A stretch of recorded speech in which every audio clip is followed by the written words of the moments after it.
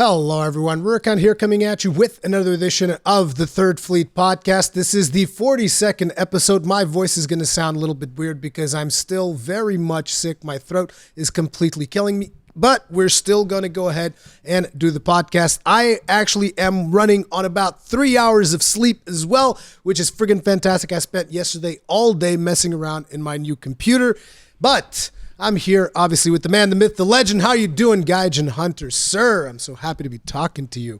We're doing things a little bit later. Shields up, arm breakers.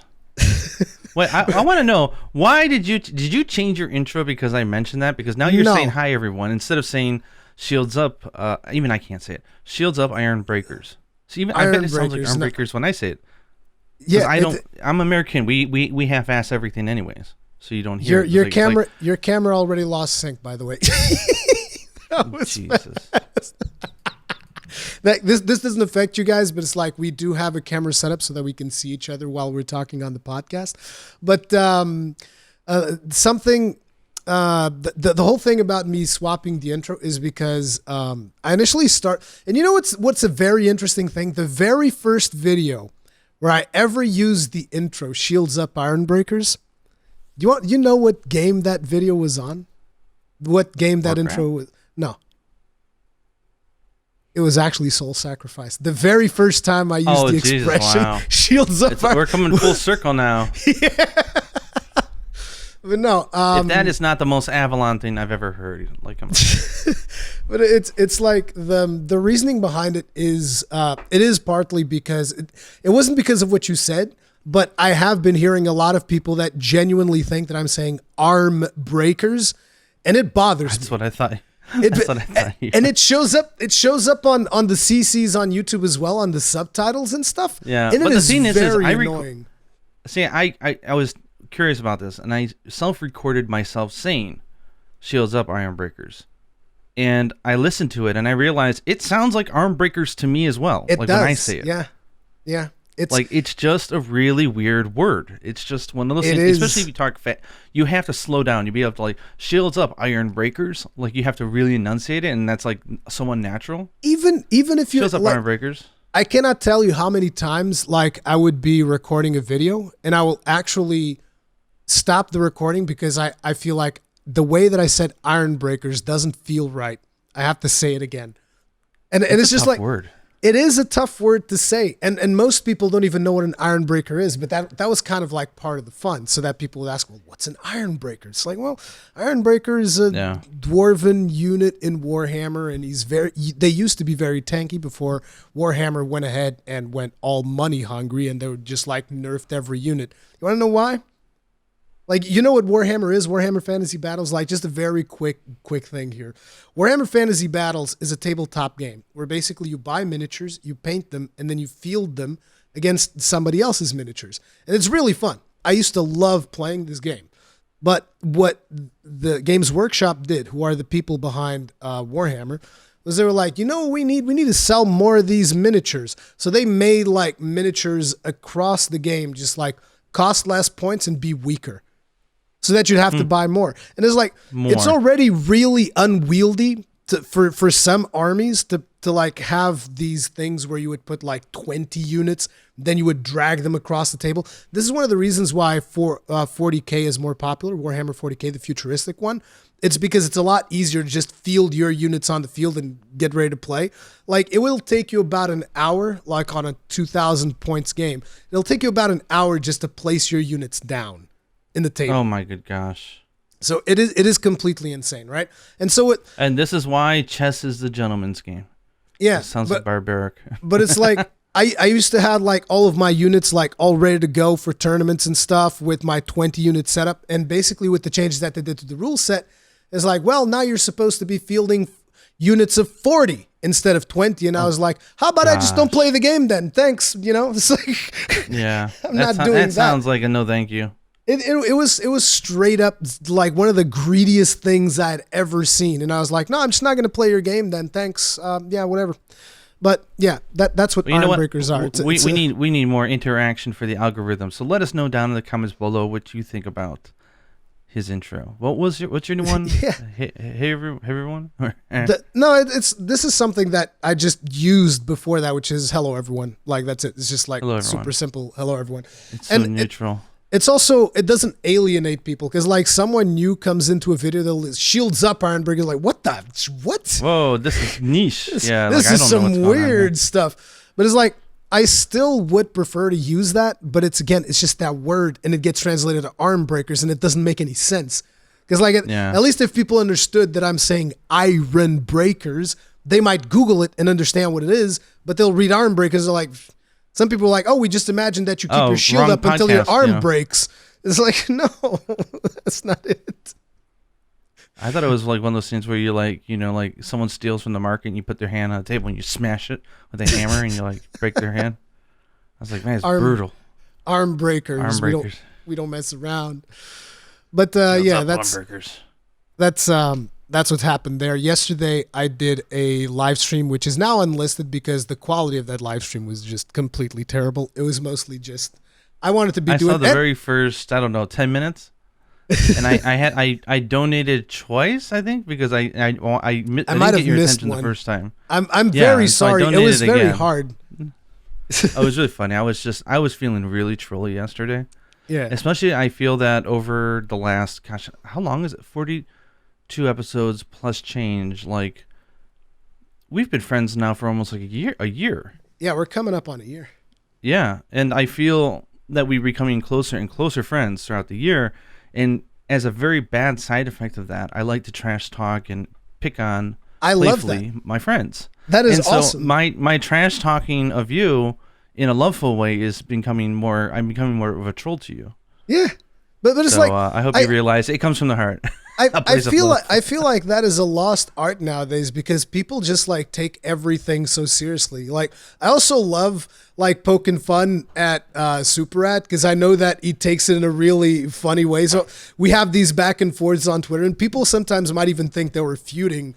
But I'm just like, dude, that is what friendship is. You have to be trash talking your friend. Like I would do this all the time. But nowadays, due to the fact that I feel like as a society, we've lost so much of our social skills, people sometimes see that as like, ooh, drama. Ooh, it's like, no. It's like this is the ultimate expression of love is when you start looking at each other and using extreme language and picking at each other for fun because they're your bro. They're your, so.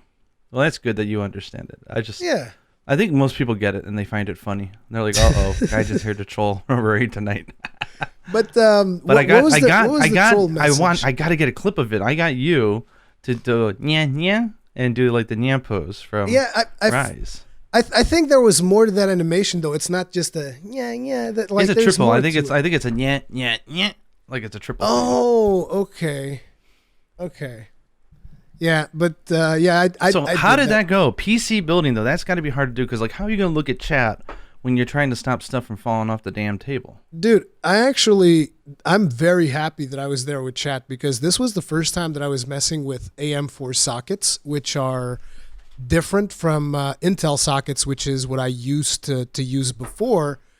I mean, every single computer I've ever built was an Intel socket, and the AM4 socket, I'm like, what's going on? Like, the cooler also had these very specific things that I was supposed to change, and it wasn't very intuitive because you were supposed to literally just get to the cooler and yank something off, and I'm just like, there's no screws or anything holding it in place. How does this work? This doesn't make any sense. I think every company that makes PC parts should do it like the people who run the instruction manuals for, and I might get some really weird comments for this one, but I think that the instruction manuals from, I don't know how you would pronounce it, IKEA? Yeah. Like their instruction manuals for building stuff are so well done that I think that every PC manufacturer should go and learn. They should teach courses on how to make guides because they don't need any words or language. They don't skip little things. They actually make sure you know what's the front and the back. They name everything. It's super easy to understand. And I can't tell you how many times I've assembled something that's computer related or anything, or even furniture that is just like they skip a step that was crucial. And it's like, or it looks, or they change the design, but they use the old design in the manual. And so it doesn't quite match up. And then you don't know. It's just like, It's like, I don't think that PC manuals are that bad. I think they're actually pretty good. One of the things is, like you said, when I'm paying attention to chat and at the same time I'm like reading a manual, it's like, that's not very good content, right? People are looking at me in a camera and I'm just staring at a manual. So I'm just going like manual chat, and I'm not paying proper attention. I don't think that PC manuals are that bad. And you were asking me about what was it like? It's like, nowadays assembling a PC is not any harder than putting together a piece of Lego. Is like, it's that simple. Yeah. There's a couple of things here and there that might be a little bit different. Like, for instance, I forgot a cable in my cooler because the coolers that I've used before, they didn't have that cable. So I'm just like, I'm just gonna put the cooler down, boom, done. And then last night when I actually started, installing operating system and all that, because I streamed all the way until posting. You know what posting is? Posting is when you boot the computer for the very first time. You want to see if you get like an image on the screen. Like the BIOS or something, right? Yeah, that's what we call post. And it's like, if you don't get post, it's like, well, that means you did something wrong. Go back and figure it out. And you don't close it up until you know that you post. Yeah, exactly. So I posted on the first try. So I was like, hey, nice. That's not bad. Everything. I think the hardest thing that I had when I put together my computer was where the PSU has all those little wires that connect into the motherboard. They were like little, they almost look like, I want to say spikes. They're like little like silver spikes, and you got to plug them in, and they're really small. And it was a little hard to tell which one goes where. But luckily I managed to get through it. But I know what you're talking about. That's that's for the power. That's for the case wiring. Yeah. Yeah, I hate that. Yeah, it was a little weird. I wish and the thing is, they did come with a thing that it's like it's like an outline where you put the cables in there and then you just take the frame off, and it's like a cookie cutter, so you don't mess it up. But it was still a little hard to do. But that, and I still don't know whether or not I was doing it right or wrong with my original GPU that died on me, which was that I was using one cable from the PSU, and then people told me I should have been using two. Then other people were saying I should have been using one. I'm like, I don't know. So I'm using two now.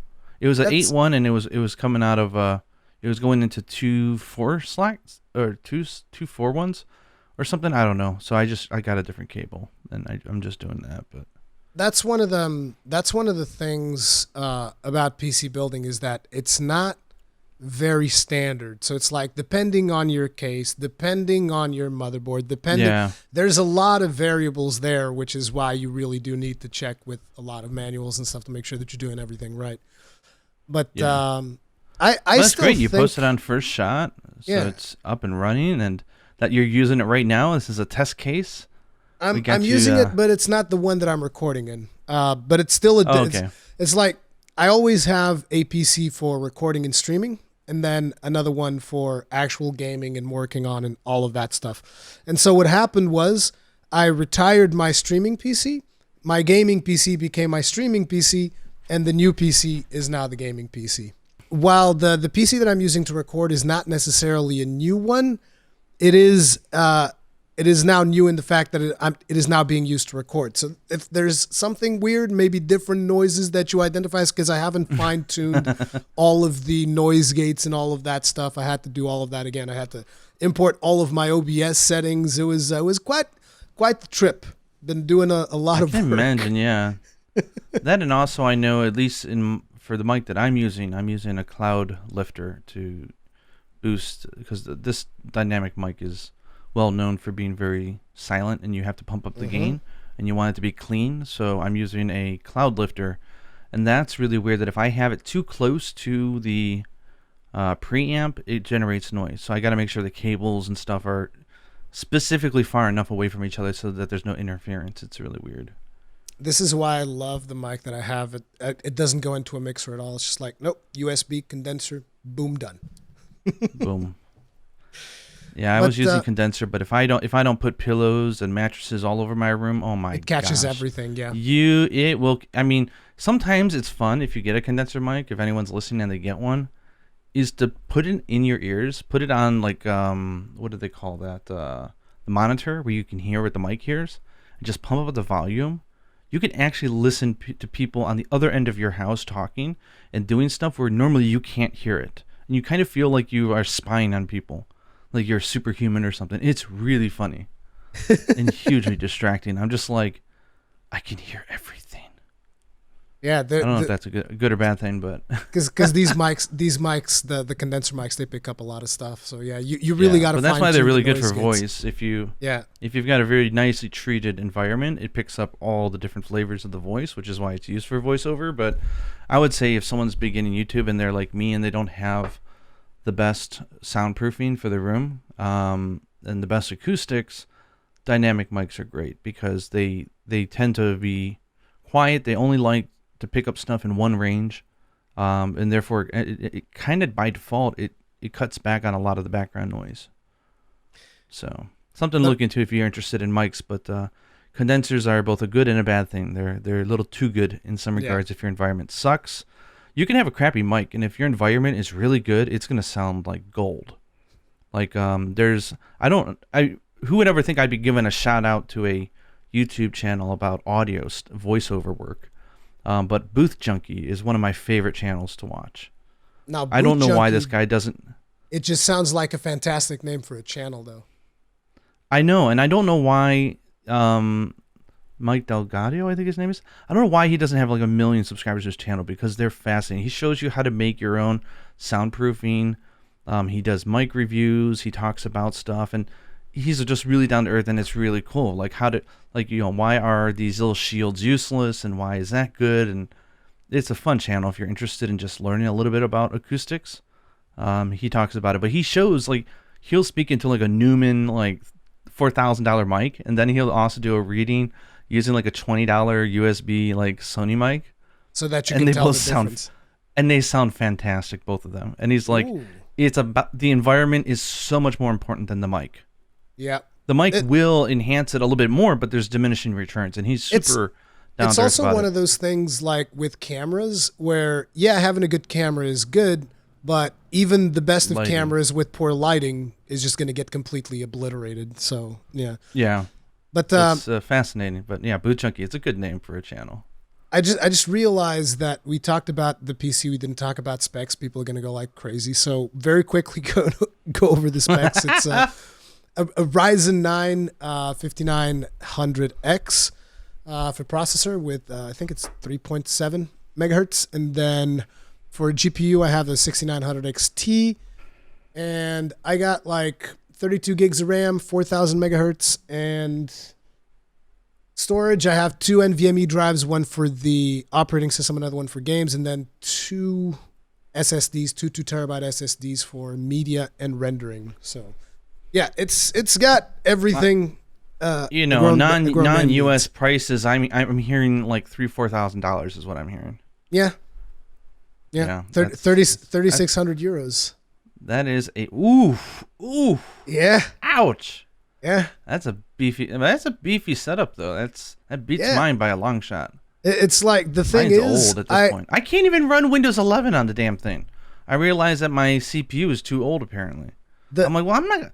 I boot the Windows computer like, I don't know, like 5 times a year when I want to play a Steam game. Yeah. Like I booted it the other day so me and Yuna can play the Webbed. It's an India game with a spider. It's basically Monster Hunter Rise, but with a spider. It's super fun. It's so good. And it's cheap.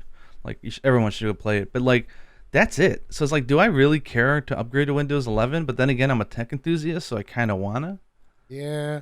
It's like the thing about it is, whenever I buy a computer, it lasts. So like my previous computer lasted for over 6 years, like I said. So it's like that's a pretty solid investment if it's gonna last. That's when you know it wasn't made by Sony. Hey, my PlayStation 4 lasted longer than that. It's still working. My PS4 Pro, it's fine. And even my base PS4, it's also working. I gave it away to my in-law. Well, when you don't play it much.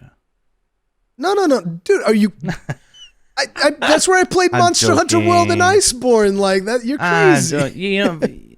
I'm joking. You probably have it in a cooler, so. A what? I'm joking. You have it in the refrigerator and keep it nice and cooled. No, it just makes all kinds of noise. I did at one point open her up and replace the thermal paste because I was like, dude, this has to be like completely wasted. You fudged with it. Yeah, I messed, but this was like very close to the release of PlayStation 5 anyway. It was like 1 year maybe before the PS5 was out. I was like, I need to open this. It's making too much noise. Let's see if we can tone it down a little bit.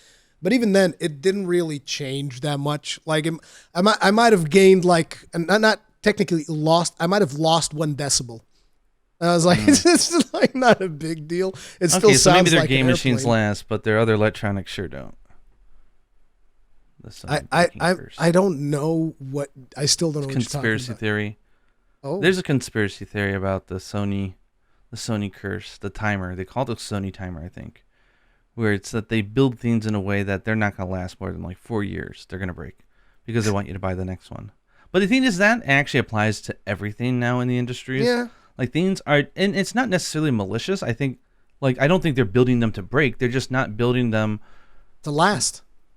to last. Yeah. Yeah. So, and that goes across like refrigerators, cars, like everything is getting that type of treatment where things in the old days were just built heftier. They were built with better materials, slower, better lines, better everything. So Pretty they just much. last. I mean, So- look at computer cases. They're making them out of glass nowadays. Like, what's that about? Why do we need a glass pane on a computer? Why do you need to look inside it? So you could see, you want to see your pink RPGs with the little heart marks and everything. Come on. We know you're doing it. You got RGB. Dude, I know you didn't want it. Like, listen, people were even like, dude, what the hell is up with that one fan that's got an LED? And I'm like, yeah, it's because I couldn't find one without it. And so my computer is like, no lights, and then there's like one fan that's glowing white. You should change it so it's red, and then that'll be like the heart of Valstrax, right? Like the heat core. Yeah, but I'm actually considering I might replace all of the fans because I was looking up fans earlier this morning, and there's these ones that they're called like Be Quiet, and they're supposed to be really silent. And like I think AMD processors just tend to run hotter, so I'm just gonna get like these as quiet as they can possibly be, and I'm just gonna fill up the case with quiet fans so that hopefully it'll be a little bit less noisy and it'll get like better cooling. Like, do you know that you do know that people, the saints of fans in the PC world is Noctua. Like that's like I know that those are the highest rated, but ugly those, as shit. Like the colors are horrible, but man, are they nice. I saw some. It looked like it came straight out like those. You know those American cars. No, you know those American cars that had like the wooden stripe on the side. Like, whenever I saw one of those cars for the first time in a movie, I was like, "What the hell is that atrocious look? Why would you put just like a slab of wood on your car? It doesn't make any sense to me." It looks so ugly, but it sounds so good. Yeah, but it's like so weird. That's what a lot of the color schemes on the Noctuas remind me of. It's like it's got like those brown, and I'm just like, why? Like, am I gonna get like a wooden case? And you have to look at it, then maybe not. Yeah. But it's like, I was thinking about those, but those don't really seem like they care that much about the noise. And one of the biggest things for me with fans is the noise, because usually most fans can cool a case like to an acceptable degree. But not only that, but people also rate these pretty highly, even in just like in terms of being able to cool your stuff. So it's like they're quiet and they're not as good as the Noctuas, but they're still going to be good enough. It's like, very good, yeah. Yeah, the Noctuas aren't cheap, unfortunately. Yeah, that's the other thing. How about the case? Does your case have any? I saw it looked like it had ample space, which is good, and that should help with sound. It's Corsair 4000D airflow, and I wouldn't say it's got ample space. I had the other case that I had previously, which was I think it's the 950D. That's my favorite case that I've ever worked on. It is huge. You have all the space in the world. You can assemble 2 computers in there. I was like, dude, I love this thing. And it's funny. It's got all that space. And you know what I did in all that space? I put like a micro 4. ATX No. I put 4 hard drives on there. 4 2 terabyte hard drives on there. No, actually, I think I put 6. I think was it 6? I don't remember. But it has a lot of hard drives, basically. I have a lot of hard drive space. It's fantastic. I love it. But I love my case. I use the fractal design Define S. It's just a really nice case for building. Has like the back panel where it separates all the cables from everything else, and it's this got one also has soundproof good panels cable on the management. sides. Yeah. Really good soundproofing inside, so it like keeps everything really quiet, but there's good airflow. So quiet to me is the most important thing because, trauma from PS4 Pro. Another interesting thing, I don't know if you've seen the size of the new GPUs. They're huge. Yes. Yeah, I didn't know just how big it was going to be. And then I put it in there and I was dwarfed. The motherboard looks small compared to it. Yeah, like I actually think that I should have gotten maybe a bigger maybe even just like for a GPU like this, it almost feels like you want to get I think they're called extended ATX, which are like the bigger cases and the bigger motherboards that you have more room. Yeah. Because that thing, it just like takes up almost half the motherboard with its size. Yeah. And just in terms of sheer length, when I was looking at it, I was like, there's no way that I can put this on the motherboard and then just flip the case and put it upright. I can't do that. Because like it's going to break. Drag it right down. It'll break. I was like, it'll instantly break. And then I'm looking, and there's even like this part that it comes with it, which is like basically a support pillar. Yeah, it's a support pillar. They're really crazy these days. You're supposed to put a support pillar on your GPU. So it doesn't bring down and break your motherboard because it's so damn heavy and gravity is going to pull it. Hell, dude? This is insane. This is not reasonable at all. I mean, I thought my GPU was huge, but I saw the recent ones. I'm like, oh my, because I got the RTX crazy. 2070S, and it's big, but it's nothing compared to the ones like today's ones are just like, whoa. It's big and it's thick. And I know that a lot of people can even clip this and go like, thick in a bad way, guys. Thick in a bad way. But it's like, it'll take up like 3 units. You know, on the back thing where you have like these little things, it'll take 3 of those to put the damn thing in. And it covers a ton of stuff on the motherboard. It's actually covering, I think it's covering my PCH, which is like a hub that you have in there. It even has its own fan. And like, the GPU is just like smack dab on top of the fan of that thing. Like, I kind of think that like they need to start designing motherboards in a way where there's like nothing on the other end of that PCIe slot. Like, so it just has all the room in the world to just like go across it, because anything else, you're like smashing it like above wires and it feels just wrong, from a wire management standpoint. It's like literally crowding something. It shouldn't be doing that, but it's like, no, it's fine. It's fine. Too I'm big. Like, is it though? It really is too big. It's just ridiculous, the size of that thing. I was like, dude, this is weird. But anyway, everything is working. AMD has been kicking some major butt lately, so yeah, that sounds fun. If you think about it, like the 6900 XT, which is like their answer to the 3090, it's not even remotely as powerful as the 3090, but like in terms of price, it is way cheaper than even like a 3080. And I was like, and I don't even like NVIDIA that much because Japan I don't like prices the fact are that really bad. Yeah. In Portugal, there's also like things aren't looking too good, and I suspect that things are going to get worse before they get better. So I think that particularly around the fall and holiday, I think that prices and stock availability is going to be even worse. Which is why I was like, the second I saw this website has the parts that I could possibly use to put a PC that I want to use, like that's it. I'm getting this and done. Because like it's been so long that I've been needing a new computer. It's crazy. It's like Jawa mentality. I want it. It's got the part I need. That's pretty much what happened. But Oh, man. So what's been going on with you? On the new PC though, and you're naming it Valstrax, which is nice. Valstrax. Are you doing anything? Is there anything that you have planned visually for the baby to make it embrace the embodiment of Valstrax, or is that just going to be its name?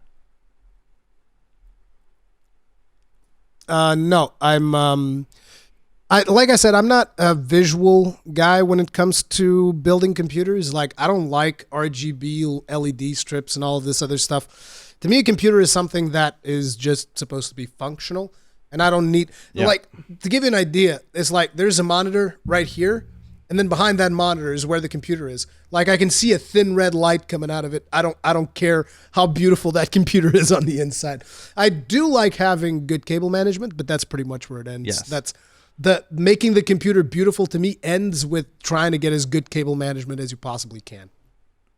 Yeah. I mean, for me, as long as I can get a, what do they call, what's the term? The PSUs that don't have like the wires built into them, and you only use what you need. Modular PSUs. Yeah. Modular PSU, yeah. That to me is the most important thing. I love that. My PSU cost me a bloody fortune here in Japan. Like that was like half the cost of like but the power supply unit is so important. I saw you had like 1,000. Like 1,000 watts. It's not even that expensive anymore. It's like it was like 100 something euros. It's not even that much. What?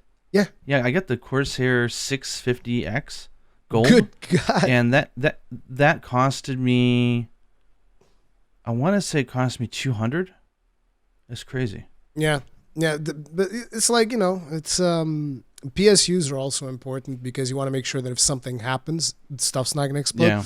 Like I literally had the PSU that I have. It's the engine, There was something that was in my previous computer. There was something that happened, like a short circuit or whatever, and I had like, protection on the place where you connect the actual the outlet. I had like one that had protection and stuff, but even then it was still able to like get through that, and it hit the PSU and it actually made like pa.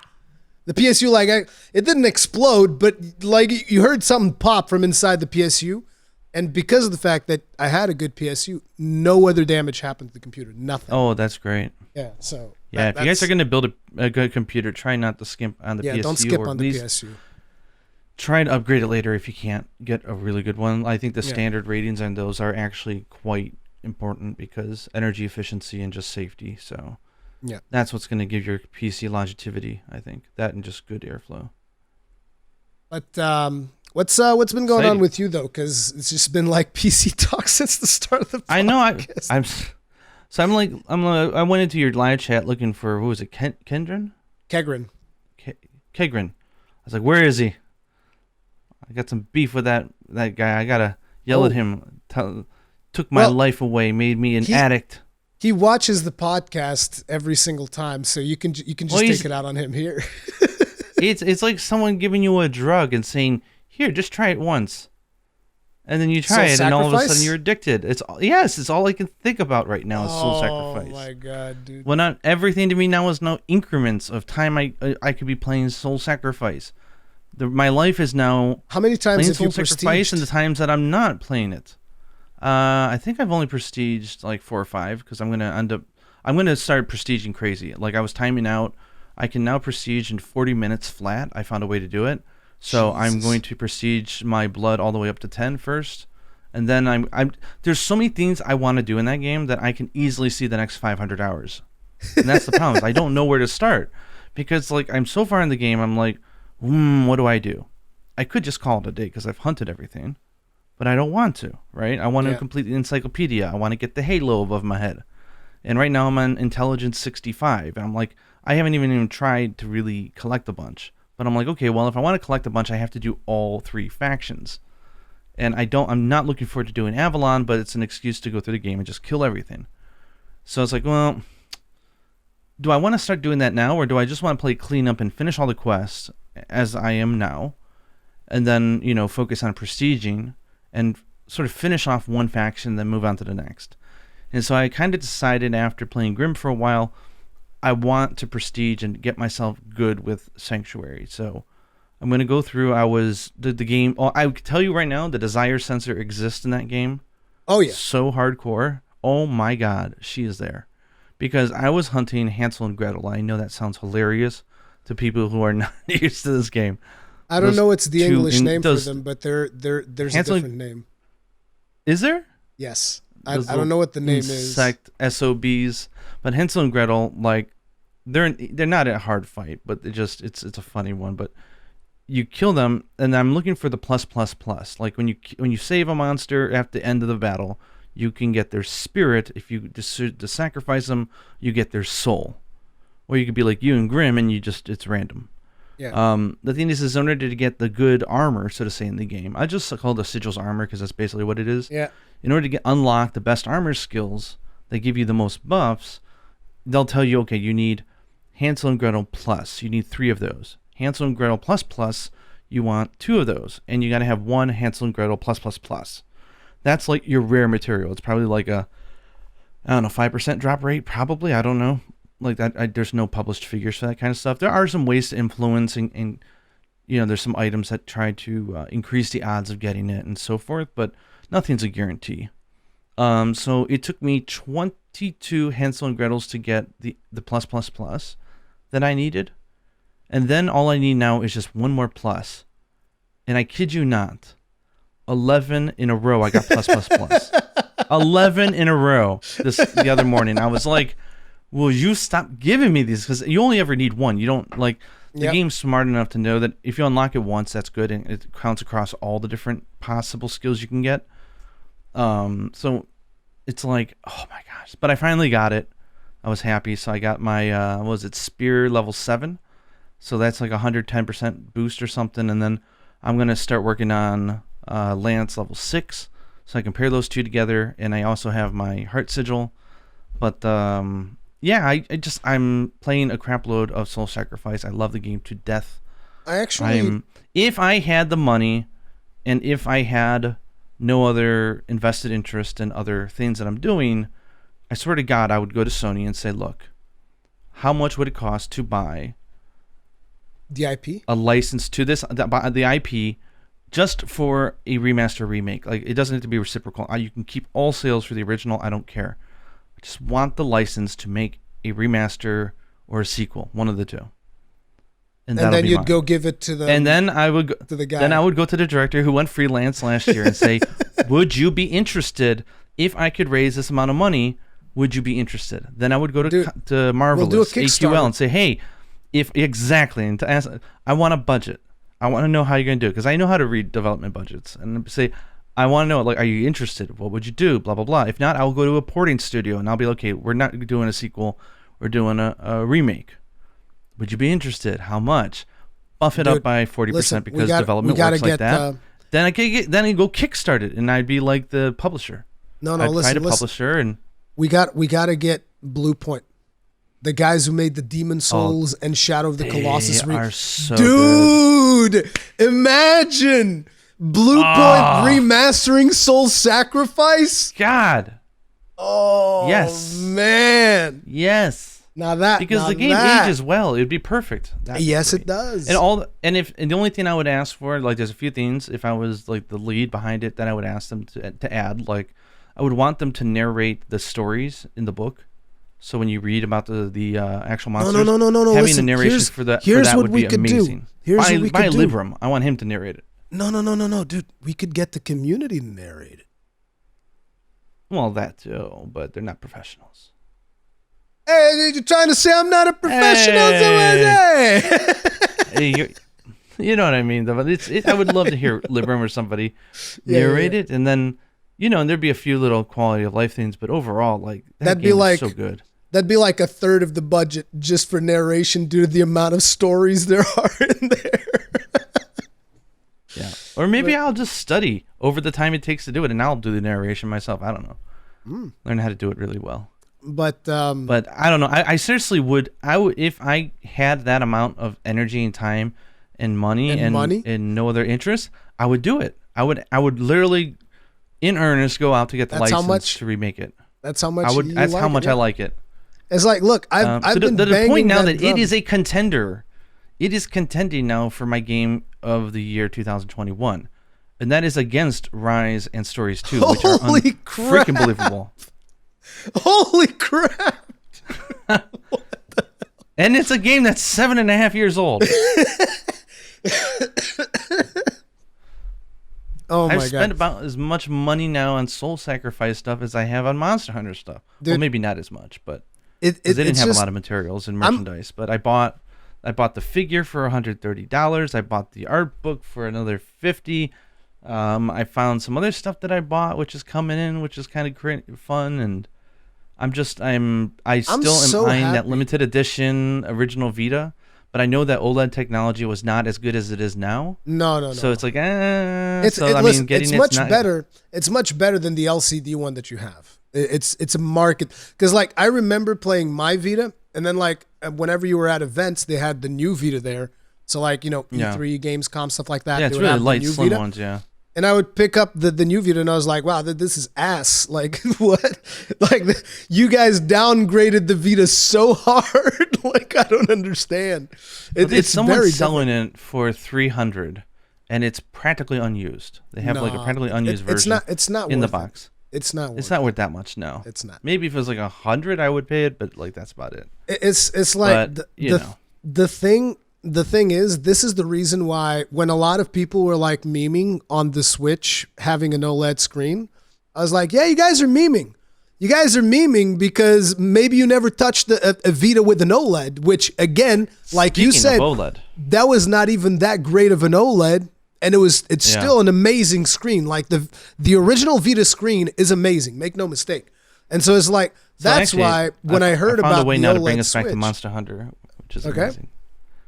And the OLED Switch. So today, it's a bank holiday here in Japan today, so I was able to take the day off, and Yuna didn't have school, and so I was like, well, because we're gonna be playing, that we'll get to lots of Monster Hunter stuff to talk about, but I said, hey, me and her looking through Twitter, and we saw a post from Capcom store, which is downtown, and they said, hey, we got the really big, large size plushes of like it's almost like the Tsum Tsum type of like oval shaped, cutesy deformed type of plush, and they had a really big one of the Palamute.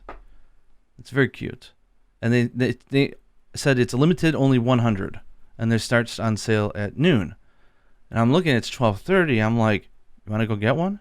She's like, slap on the clothes, get on the train, went downtown, went to the Capcom store, ended up spending $150 on miscellaneous stuff for the family.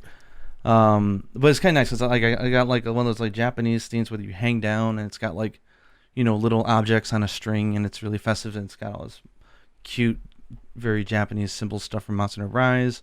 We bought some plushies, some other stuff, magnet holders with Mirushi. I don't know her name in English, but she's the little sister of Caddy. I am so incredibly jealous of the fact that you're just like, yeah, I hopped on the train, went to the Capcom store, bought a bunch of merch. It's no big deal. And then I came back home. And I'm just sitting here, and it's like, yeah, I like to do that too. Must be nice. Every now and then. I just go down to the Capcom store, buy a couple of plushies and stuff, then I come back. Yeah, sure. I can't even get like physical editions of certain games, and you're just like, I'm just gonna pop over to Capcom store. So we had a really good time there, spent a good amount of money, but had found some really good finds. And it's funny because we had like, like they do these weird series of like, I guess it's a famous artist or something with like really big chins, and they're like, argh. Yep, like these. They had like blind box, like rubber plastic collectible thingies. And one of them could have been Mizutsune, and I was feeling the outside of the package. I'm like, I think this is it, because I'm really good at guessing. You're just like feeling I'm really good. Yeah, but I'm not gonna do it hardcore or anything because I don't want to ruin the merch. But I'm so good at this stuff that it could be a professional job, because I can go in there, like they have the blind boxes, and I could tell just by touching the weight generally what things are. I don't know why I'm good at it, but I am. Okay. And so I've called many times on blind boxes. I'll touch it and be like, this is the one. And it's exactly the one we wanted. So I touched, I said, I think this is Mizutsune. I'm buying it for you. Because she loves Mizutsune. And it was Mizutsune. And I got it. So nice. I was so happy. So we bought a bunch of good merch. But then another reason why I wanted us to go is because I know right next to the Capcom store is the official Nintendo store in Tokyo. It's on the same floor, same building. And it's really aged down. Like, it's a bunch of t-shirts and plushes for like really young kids. Yeah. So there's not a lot of stuff there for like adults to enjoy. But they have the OLED Nintendo Switch on display running. Oh. in that shop. I don't know of any place in the world they have it on display running. Yeah, because that thing is coming out like in October, right? 10th of October or something like that? So they have an actual unit, 2 of them, on display running a demo reel, starting from like a few days ago. And so I really wanted to see it because I've been on the fence about it. Because if there wasn't the whole idea of remote working and all that kind of stuff, like, and I was playing my Switch on the go, I'd buy it, no brainer. Like, I don't even, I can afford it, I'm buying it. I'll go for the luxury purchase. I don't care. But the thing is I have not played my Switch in portable mode, I don't know, in the whole year. I'm only playing it on TV mode. 1, because I want to capture stuff, and 2, I don't like to sit in the house and play on it. It's just a little too big for me. Where the light feels more comfortable. And playing on the Vita, I gotta say, is very comfortable. I really like it. And I don't know how much heavier the original Vita, if that would make a huge difference, but the slim model is very comfortable. No, it's not very, heavy very at all. So, I actually have it right here. So what's interesting is I went to go see it, and I'll say this. Is that the Soul Sacrifice version? Or is that just red? Wouldn't that be good? No, it's just red. That's what the front of the Soul Sacrifice one looks like. Yeah, okay.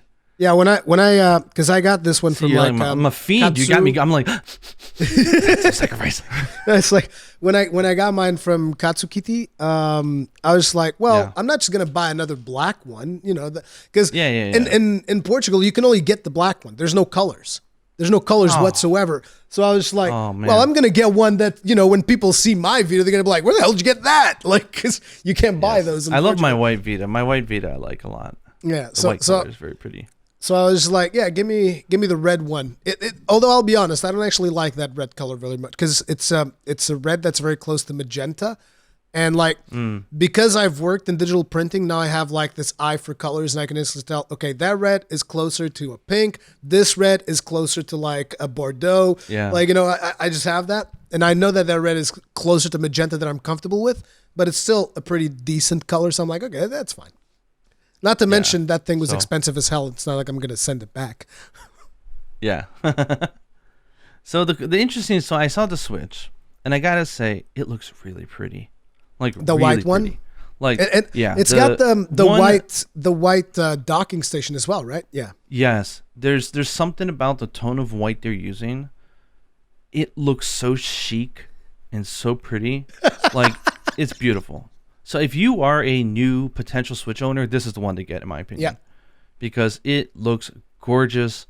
It's got the better dock, which you can buy separately apparently, and it also has a bigger screen. And if you're ever planning on playing this thing in portable, a slightly bigger screen, 1 alone, is a huge difference. And 2, it's OLED. And the OLED looks absolutely fantastic. Like, I'll just say, it looks really gorgeous. And the smaller bezels make for a really big difference.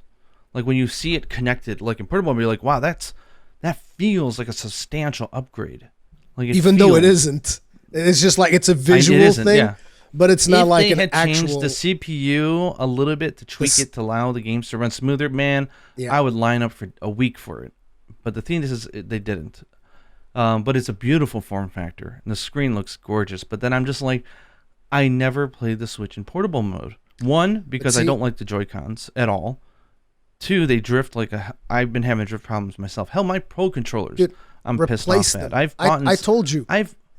Listen, it is so, and this goes for everyone, because like I hear from people all the time that whenever I'm streaming like Rise and stuff, I hear from people all the time, oh, my Joy-Cons drift and all of this, and I'm just like, listen, Joy-Con swapping is so incredibly, there are actually kits that you can straight up buy from Amazon, which are probably I don't know how much they're gonna cost on Amazon, because the ones that I bought were just like, I bought the cheapest Chinese piece of crap I could get on there. Which is like for $8, I got like 2 analog sticks, so I didn't even get a kit. I was like, I'll open it myself. And then I destroyed parts of it, and I had to like order more parts. Like, listen, my orange Joy-Con is a Frankenstein. Like, if I turn it on, you know how it's got like those 4 LED lights? The 3rd LED light doesn't light up.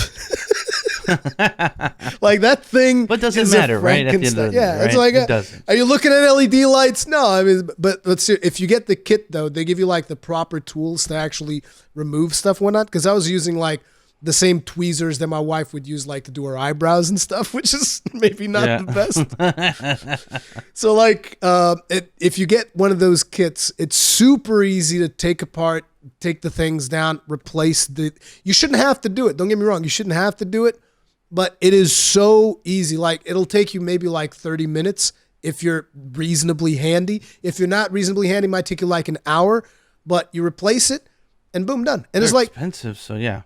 The analog sticks are not that expensive, so even if you buy one and if it sucks, just get another one. I got 2 of them for $8. Like who cares? It's a lot cheaper than getting another. Controllers or just Joy-Cons? Yeah, that's the thing.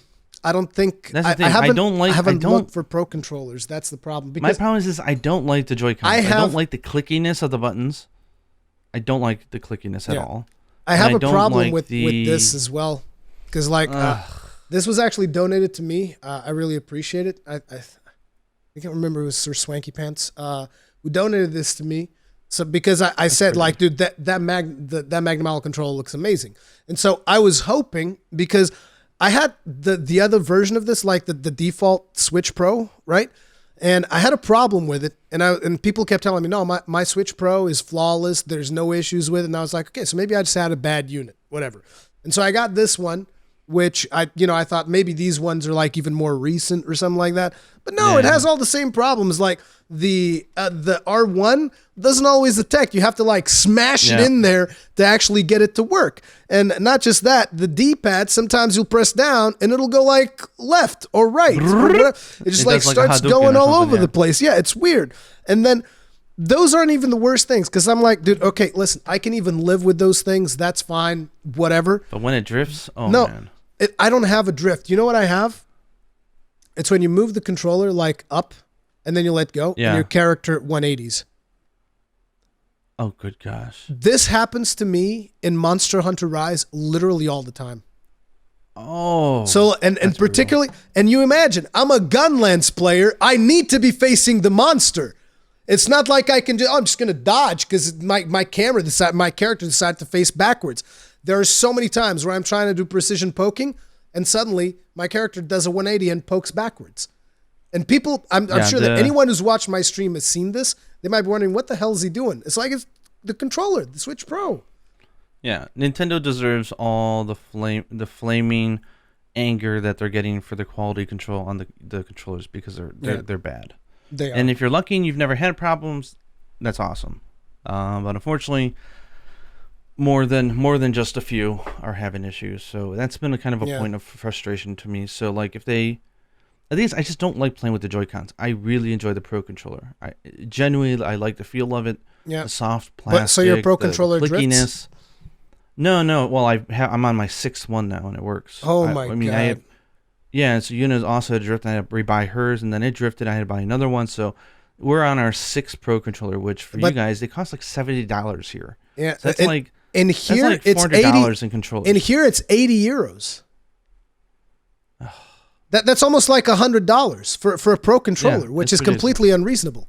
No, wait, no. Now I think they're down to 70 now, so it's like $80-$90. It's not reasonable at all. Yeah, and here's the thing. People say, "Oh, the Ruri controller is better." Blah blah. I don't.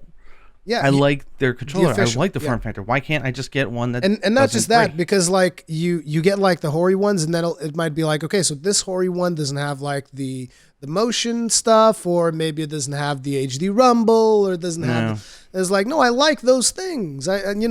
This is one. It's a selling point of the Switch, is like all of these additional features that you get with the controller. So the official controllers should just work. Like, this is not, you just get a Ruri one. It's like, no, the official one that I bought should work. Like, I don't care about the other one. This one that I bought from Nintendo, this one should work.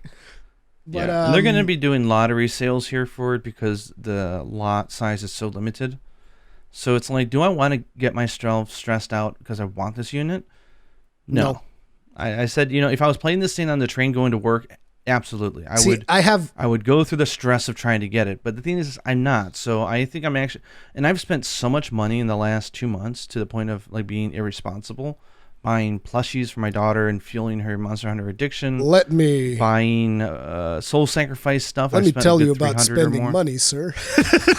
I spent a good deal just this week. But, I bought a PS5. Oh yeah, I mean, there's that. Oh man. But yeah, so our Monster Hunter. So I decided I'm not going to get it, which is funny. Like you think normally seeing the units would push you to get it, but it looks really nice. So if you're planning on getting it, I could say my not hands-on, but my eyes-on impressions is if you know what you're getting for that money, you're going to be very happy. How much more expensive is it? Because like the default model is about $300. Lowering the price. I think they're lowering the price of the default model. Of the default model, okay. A little bit by. But that one's going to be $350, right? If I remember correctly, it was supposed to be $350. I don't want to misquote. I don't remember it all. Oh man, now I need to see. But I mean, if you're going to play anything in portable, having a bigger and better screen is everything. So to me, it's worth the money. If you play a lot, and if you have like a first gen, and maybe you're not happy with the battery because the second generations had much better battery. Like, I could see a reason for an enthusiast and heavy player to swap from an original Series 1 Switch to the OLED if they play on portable, and they play a lot. For someone who bought a Switch for the better battery or bought one during that point, it's all just going to come down to, do you want to spend the luxury money for a better portable experience? See, I have a better excuse. That'll be different for everybody. I've been thinking about getting a Switch for my kid. So it's like, well, I'll just give him mine and I'll get a better one. I was going to be like, hey, son, here's this beautiful console for you. I'm just going to go buy a better one for myself. That's how you do it. I'm not touching it and my character's walking left. Damn it. No. Because it's got the Joy-Cons that are already fixed. The Joy-Cons are not going to be a problem on that unit, dude. 100%. Like, it's got the Frankenstein monster Joy-Con, but it works. It has no problems whatsoever. That Joy-Con is working flawlessly.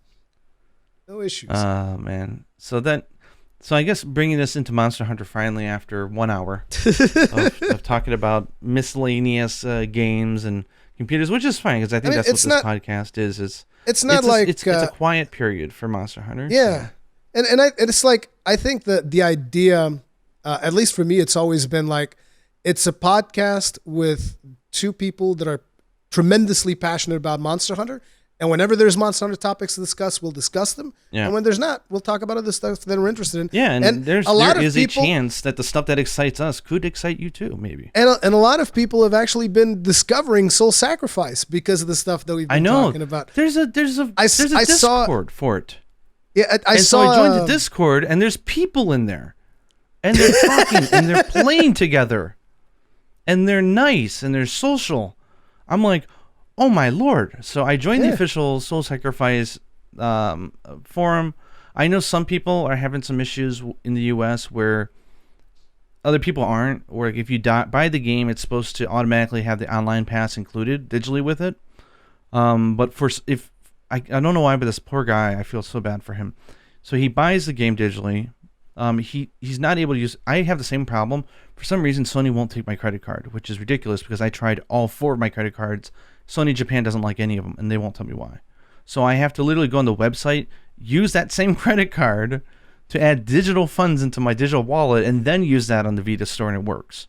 Ugh. So maybe it's a Vita store thing. So I was like, whatever. So I filled up my digital wallet like this person did, bought the game. For some reason, it didn't also buy the online pass for him. So when he plays a game, he says, hey, there's a free download that comes with this game that you have to download. So he's like, okay, great. So he hits the button for free to download it.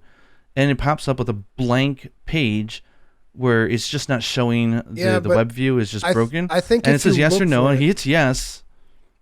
Yeah, and if he looks for it, it's there. And then when he hits it, it won't let him buy the free product using his digital wallet. It's asking him to use a credit card to do it. And he got on the phone. He was on the phone with them for hours the other day, and they were not helping him. And he still hasn't gotten it resolved.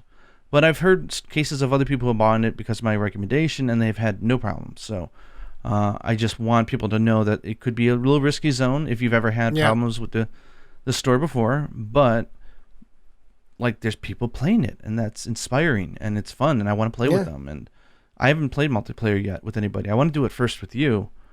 Yeah, we got to do it. We definitely we got to like set some time or something. We got to just like, I don't know if we'll stream it or we'll record or whatever, but yeah, I meant to tell you earlier, I want to prestige. I don't remember if you can prestige before Magusar or not. I don't know if that's a thing that unlocks. I did it afterwards, so. Yeah, because like I'm close to prestiging. And I don't know if I'm not able to do story quests with you, right? Like story quests is offline, or is that online as well? Story quests is single player, but those pacts that show up in single player, all of those you can do in multiplayer. Oh, okay. So we could easily. That's the multiplayer. We can catch you up really fast. Yeah. And be like, okay, go kick his ass and come back, and then the end game is really, really well done. And I did a video about the blank pages, but there's so much more than just blank pages. Like there's a lot of really fun stuff to do. Yeah. So I need to get you now that Tales has earned your distaste. Oh even my though god! It looks like a fantastic game. It's not my distaste. But I watched your video, and hey, you do a good job scripting your stuff. You really do. I was actually surprised because I was able to script that all up in one morning. I guess it might have been because of how strongly I felt about it. Because I felt very strongly about this issue, and it's so surprising to me that so many people, like they'll go out of their way to be like, "Oh, you're just crying, just a crybaby," and I'm just like, "This company." No, you did a great job of laying out the context of why it bothered you. For people that are not aware, like real quick, the whole thing with Tales of Rise, like for starters, let me just say, I love the game. The game's amazing. I love it. I love the combat in the game. I like the story. I don't think the story blew my mind that much because once you've experienced a lot of Japanese stories, you kind of expect big plot twists and like big zoom out moments, right? So when some of the stuff happens at the end, I was like, okay, I get it. Yeah, it's cool. It's fine. Yeah. But I still like the story. I like the story. I like the characters. I liked everything about the game. But there's this one thing, and it's very specific because like, for starters, I usually don't like when games do boosters for single-player games. I hate that. That is something that triggers me. Because you hit it on the nail, right? You're like, no, but wait. I don't know if they balance the game based on that or not. You never know if they balance the game. That's the problem. That's the biggest issue that I have with that because here's the thing. If you're someone that plays a game on normal, you don't care that much about challenge most likely. That's where I look at it. You care about, just playing the game, having fun. That's having fine. A fun time. That's perfectly fine. But me, I like challenge. I like stuff that takes me a little bit more effort to get through. And when you have stuff baseline in the game like boosters and whatnot, it just puts you to questions like, so do they balance this for the boosters, for not the boosters? Like, how is this? Yeah. It's like, I'm pretty sure that I could play the whole game without boosters. I played the game without boosters. I didn't install. Well, it's a lose-lose situation, right? Because if they add the boosters, basically if you use them, normal becomes easy mode and hard becomes easy mode. Yeah. And if you don't use them, then wondering why are they even selling them? It's just weird. It is very weird. I've never liked that. But I was like, even for the boosters, I was like, okay, I'll look the other way because I just like the game so much. The game is just so good. People want to pay for an easy mode, like who cares? Like whatever. So I was like, okay, this is fine. So I go into hard mode. I don't use the boosters. I don't use the starter weapons, which also give you an advantage. I don't use any of that stuff, but I'm like, hey, there's a bunch of cosmetic outfits here. I'll go get those. So and by the way, the game was sent to me by Bandai Namco, full disclosure, all of that stuff. So I'll go get these outfits so that I can play Tales of Fashion, right? As I'm going through and I'll style my characters and that. That'll be fun. What I didn't know is that those outfits literally unlock skill trees in the game. They're called skill panels, whatever. And I had no idea. Powerful ones too, right? And they're very powerful. And this is something that bothers me when people are being disingenuous and coming onto my video and saying, they're not that powerful. I was like, what do you mean? And the character that I was playing, they were literally the most powerful arts in the whole game for that character. Like, there's nothing that even comes close. It just comes down to the thing, do you agree with gameplay altering effects as DLC? Yeah. Yes or no is basically the question. And I'm with you. I don't mind even if Rise had 10,000 visual things, as long as there's enough not free because you're paying money, but as long as there's enough visual content in the game for the player who doesn't spend extra that they feel they got their money's worth, I don't care what they do. I really don't. They can have it in a billion if all I care.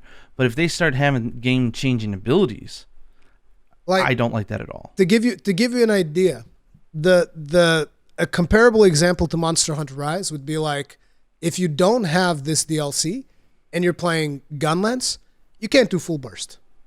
You can do Wyvern Fire, you can do Poke Shell, you can do all of these different playstyles, but you can't do full burst. If you're playing Sword and Shield, you can do everything, but you can't do Perfect Rush. It's like in this case, in the case of Sword and Shield, it's not a big deal because nobody cares about. Some people were saying like, "Oh, like really late in the game, I think there may be a way to unlock it." I'm like, okay, well that would be good to know, but also like you said, it's like I'm not going to waste the time to research all this. Exactly. The thing is, like, if it's that late in the game, then it's still basically the same problem. And even like, and if here's you don't the thing. have access to this thing throughout the main game, then you don't have access. And here's the thing: what the things that you can unlock will be the arts, so the active skills. You can't unlock the passive skills.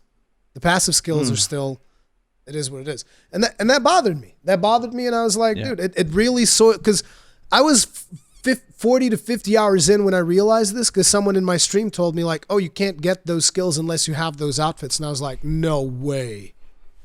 I was like, dude, that's so... It's so dumb. You have self-realized your DLC privilege. Yeah, exactly. So I didn't want it.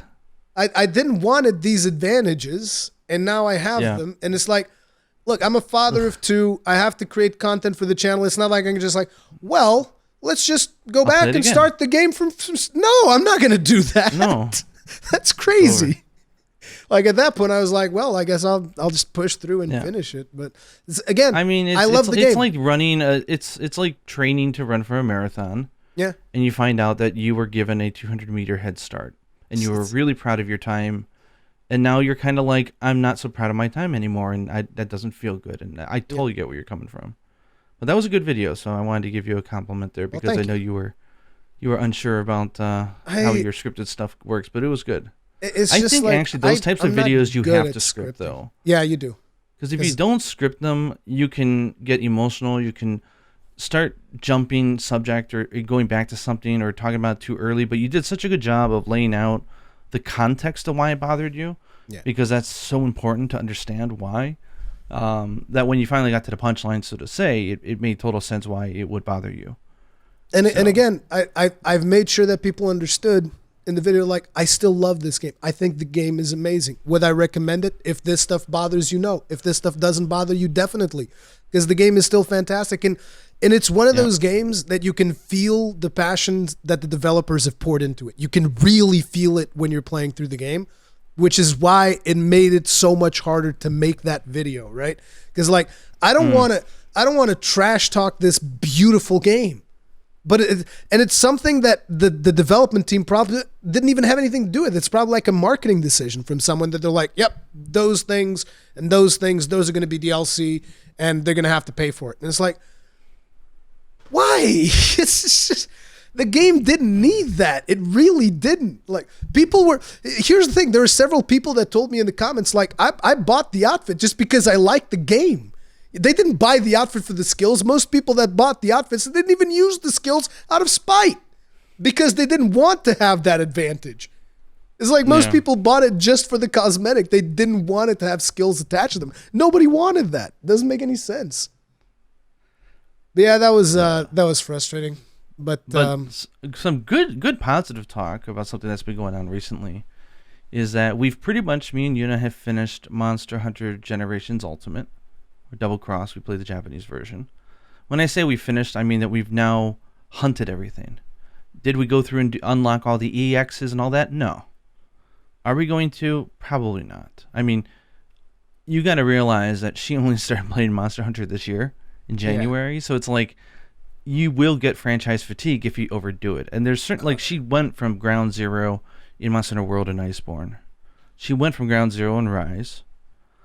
Do you need to do that when you go back to older games, just when you want to experience monsters that you haven't? You know you're going to do G rank, which is going to be the true experience of those monsters, or, you know, what the master rank is, to call it now.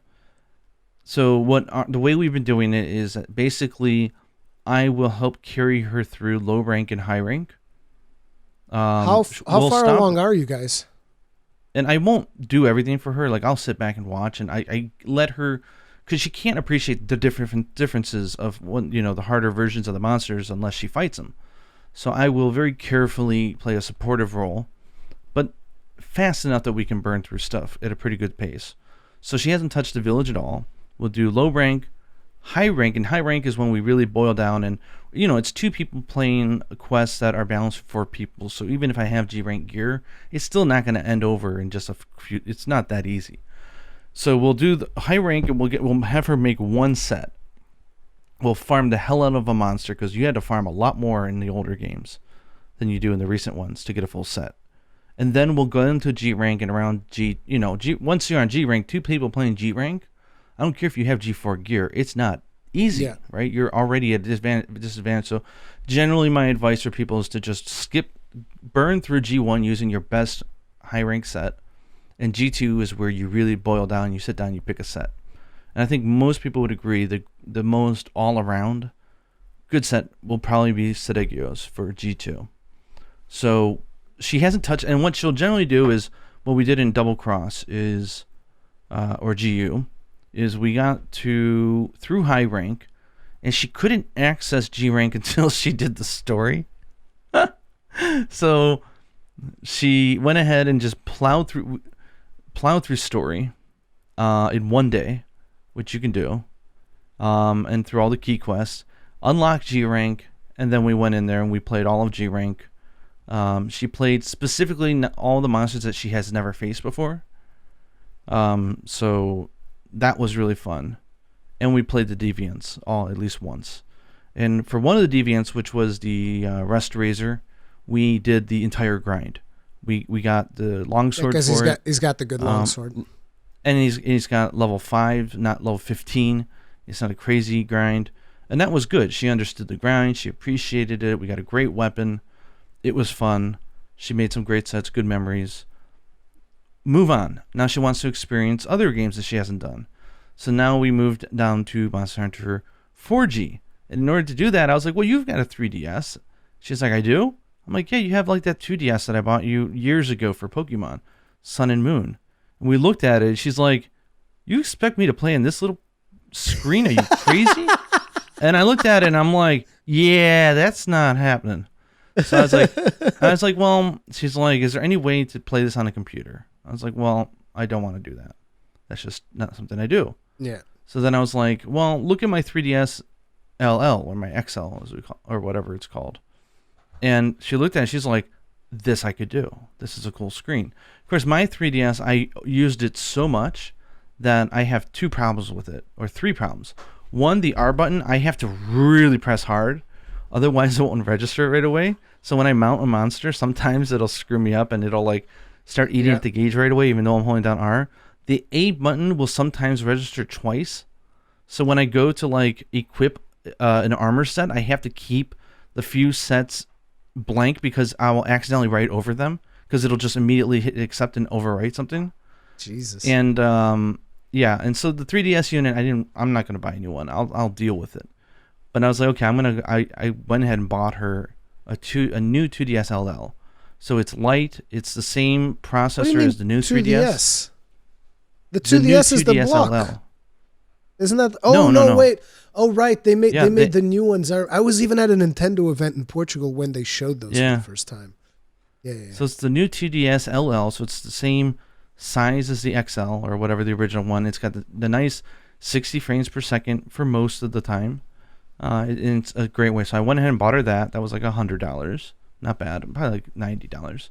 Lavender, very good condition used. Bought her that, and then I bought a copy of Monster Hunter 4G, which only cost me, I don't know, $3. Because Must we don't have nice. the weird.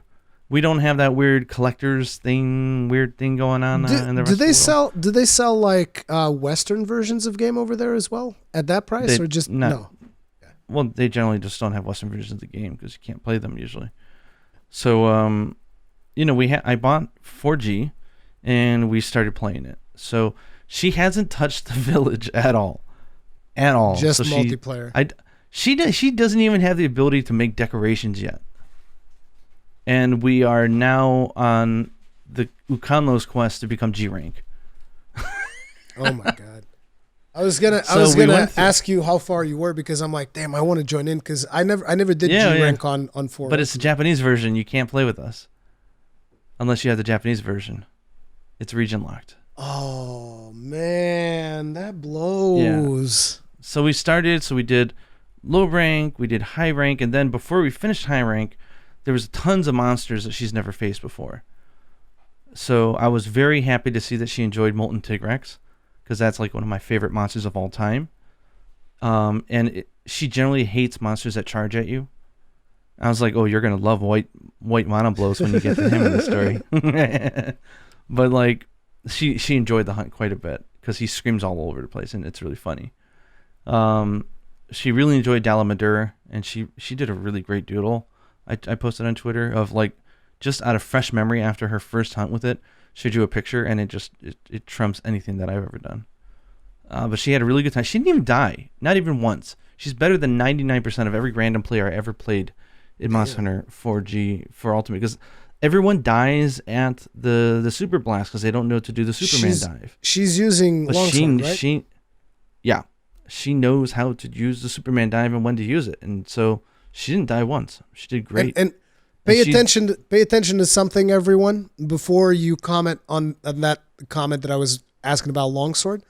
I do not resent people that use longsword in 4 Ultimate. Yes. From 4 Ultimate back, I'm very respectful of everybody that uses longsword. Well, her thing is she wanted to use a different weapon, so she started with sword and shield because it felt pretty good to her. But the problem is that the grind in 4G is pretty hardcore to make a weapon. Yeah. So like, it's like, okay, do we need to do fetch quests for an hour and mine stuff in order to upgrade it to an okay range? And she's like, I don't want to do that because it's just going to become useless immediately, because we got through low rank and high rank in one night, one play session. That's how fast we move. So it's like, I'm not going to sit there and use half of our play session for a weapon I'm going to throw away 10 minutes later. And so basically what happened was we got to a point where she was using just a basic iron weapon or something. I think it was just like longsword was the only one that had green sharpness. She's like, I'll take it. Yeah. So she grabbed it, and then we stopped and we did grinding on Darren Moran, and she loved the fight, just like me and you love it. There's so many different things to do. It's just like, it's such a great event. It's such a cool fight. You've got the sense of travel. You've got the boat. You've got the cannonballs. You've got the ballista. You've got the gong. You've got the binder that refreshes. You've Rise Ultimate Darren on the one side needs to bring Darren back, dude. Rise Ultimate. He does that awesome jump over the boat. Yes. And it's like, holding up like this, Olympic grading signs, 10.0. Woo! Nice jump. And then he's, it's very scripted, which is good because you can get good at it. You know what's going to happen, and you do it. And so, like, we got good at that. I let her sit on the top and get hit by the boulders, and they all one hit killed her. But she managed to get through the hunt anyways. She's really aggressive too. She doesn't sit back. Yep. And so we had to do it a few times, but she's on the top. She figured out, okay, this is where I stand. She got the Dragonator when he comes to the boat. She got the timing right there, and we get to the final phase, and it's really fun and different. You can ride it again. You can mine it. You can break parts. You can do the ship. There's so many aspects to that hunt that make it so good. The music's epic, and it just reminded me again on how much work I put into my map video, where I go through the video of what I think the map looks like in the world of Monster Hunter, because we have a lot of details about the world map that are confirmed, like in the encyclopedias for the game, like the official ones. But there's some things that are not necessarily well defined. One of them is where Valhabar is.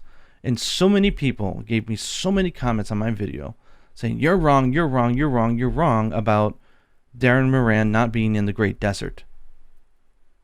And I'm like, I almost want to go back to them now and say, I want you to go fight Darren Moran, and I want you to turn around and look behind the ship. So if you look behind the ship, you can see Val Harbor right there in the peninsula of the ocean with the mountain ranges of Elatran on the right-hand side. It's perfectly laid out just like I supposed. I'm like, there's nowhere at all in the Great Desert that is shaped like this. Nowhere. There's one part in the world that perfectly is.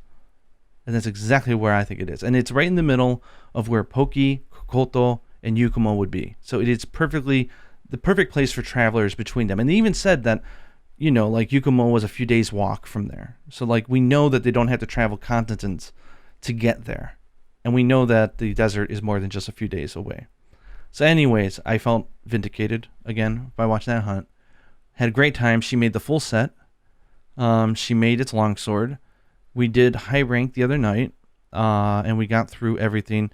Dalamadur, she really enjoyed. I didn't tell her anything about the fight beforehand. I wanted her to enjoy the chaos of not knowing what the hell's going on. It's so funny. And we had a really good time there. She can't decide which one she likes better. She likes them both because she really enjoys the spectacle hunts, as do I. So we had a really good time. She liked Molten. Silver and Rathalos, she thinks Iceborne versions are better. I agree. I think they nailed it for those. Fatalis is laughable compared to what they did with him in Iceborne. I mean, all the previous versions of Fatalis. She hates Alatreon and anything that's not Iceborne. Old she loves the Iceborne one. Not great, yeah. Yeah, she did not like it. But it's been fun for her because she's gotten to experience all the troops that, most people had, like forgetting your hot drink or getting knocked out of the map or accidentally getting clipped into the wall when you're mounted on a monster because it was near the end of the geometry. Like all the things that we cherish because of the clunkiness she's getting to experience. I still really wish that they would get rid of what's it called, the replenishing stuff during hunts, and bring back hot drinks. I like those things. Like, sure, whatever. It's not a hill that I'm gonna die on, but I really appreciated the preparedness aspect of the game. I like how she told me. I asked her if she liked it. She's like, I don't mind it. She's like, it's fun when you know what you're doing and you don't forget it. But the one time that you don't have it makes you hate it. I'm like, yep. I mean, because it's not man, that big if deal. you do not have leave. a hot drink, your stamina is like, it's gone. You just leave and come back. Quit the quest. Yeah, and come back. There's no way in hell she would ever do that. I mean, she's a true warrior. That's what I'd do. I'd jump in there. It's like, oh, forget my hot drink. Bye. Or you go and you hunt the materials to craft it. She noticed me doing why doing gathering quests, quitting and coming back? I'm like, because the quest hasn't popped up yet. It's like, wait, what?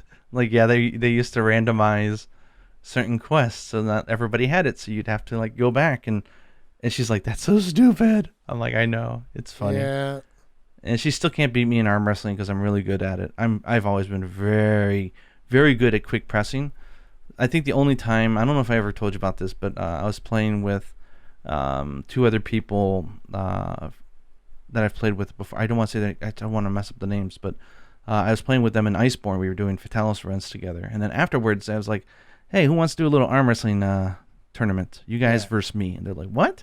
I'm like, I'm really good at you can pressing. You can press more than one button, right? When you're doing arm wrestling, you can press. I think it's only A or circle, whatever. But I don't know. But I can press really fast. Like on those games, like the Game Watch ones that are like, can you come close to who was that guy from Hudson Soft? Master Higgins or something. Yeah. I can come really close to his record. Because like there was a game on I think it was the Sega Genesis that I used to play with friends of mine. It was some kind of like Olympics game or whatever where you just have to press two buttons really fast. And so what I would do, right, I would put my fingers like this and then I'd go like super fast. Yeah. Okay, so you are gonna understand this next point here. So if you play at a very high level of high button pressing, you cannot do it forever. Oh no! Muscles in your shoulder, your forearms, your wrist. It'll murder. My gosh, is it a workout? And the thing is they realized it very quickly because they all said we want round 2, and I beat them all in round 2. I want round 3. I beat them all in round 3, and they started hearing me bitching and moaning about the pain. Oh yeah. And they're like.